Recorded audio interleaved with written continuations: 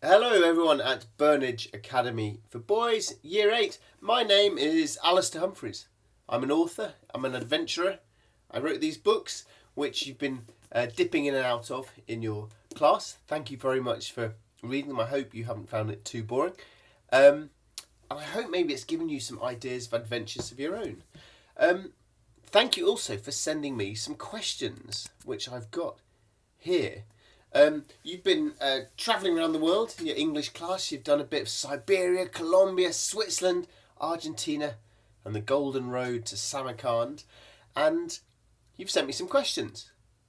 Thank you very much. Right, I haven't looked at them, so these are going to be a surprise for me as well. What was worse, minus 40 degrees or plus 40 degrees?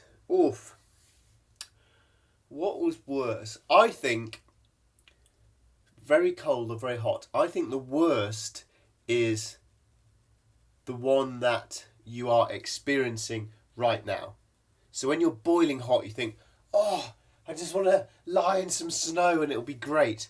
And when you're freezing, you think, oh, what's all the complaining about being too hot in a desert? So yeah, I think that's my answer. But if I had to choose one, I actually think that minus 40 is worse than plus 40. Plus 40, we all know what it's like to be boiling, horrible hot. But minus 40, you start to feel this fear gripping you that the situation could get out of hand quite quickly. And that if you're not really on top of your game and concentrating, then you're not very far off from frostbite. Your fingers getting so numb that you can't then put up your tent. You can't put up your tent. You can't get in it to warm up. Hypothermia comes, and quickly things can go very, very badly wrong. So yeah, minus 40 I think is worse. Were there points in the journey when your bike seemed too broken to fix? Gosh. Well, first of all, let me say I'm rubbish at fixing bikes. So for 3 years travelling around the world, I took with me a little book on how to fix your bike. And I carried it for 3 years until I finally felt confident that I could fix everything and didn't need the repair guide anymore. But a repair guide doesn't help much when your frame snaps in the desert in Sudan. I had to find some guy with a welding torch to fix it. In Siberia, basically the gears and the back wheel just completely broke, and I was probably 2,000, 3,000, 4,000 miles from the nearest decent bike shop. So I had to try and get a piece shipped out from England. That was an absolute nightmare. Actually, my poor mum was in charge of trying to get it shipped, and she still stresses about it now. Whenever she sees a FedEx van driving around, she goes, oh, do you remember trying to get that piece out to Russia? Sorry, I've got a cold. Sorry. Other breakages. I snapped the rack on the front of the bike. I had to fix it with a spoon. My wheel broke in Romania, and I had to try and fix it in some shepherd's hut with some random old shepherd looking at me like I was a total weirdo, but he kindly helped me shelter. So yeah, I had lots of bike problems, and often the wheels were all buckled and wobbly. The tyres were so worn that you could see the inner tube through them, so I was often really rattling along, desperate to find a bike shop. How did you manage to sleep in Siberia when you're that cold?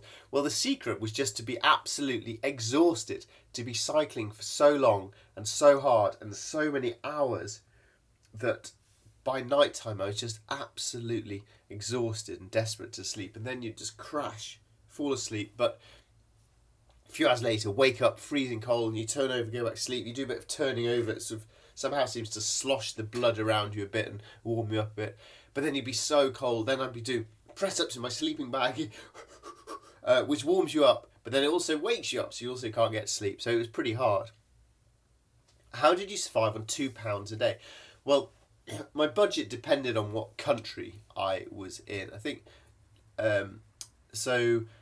In some parts of the world, it's really hard to survive for that, but in other parts of the world, you can live pretty well for that. So remember, I wasn't paying for transport, I wasn't paying for accommodation, so all I had to buy was food. And if you buy a big bag of rice, vegetables and to cook, and fruit to eat, and maybe a giant loaf of bread and a giant jar of jam, you can travel pretty far, pretty cheap. I just didn't buy things like sweets, chocolate, crisps, some packaged food. I'd generally go to the local markets and it was cheaper like that. But it was quite hard to live that cheap. I found it really mentally tiring to have so little money for so long and to be literally worrying about every single pound. It was quite tiring and stressful. Where did you feel most unsafe? Well, I don't think it would be a particular country I felt unsafe. It was usually always in cities or on the edges of cities, usually late at night if I was trying to get somewhere and I was in a city at night, that sometimes I felt unsafe there. Going back to your last question about having little money, I'd never really spent money on hotels.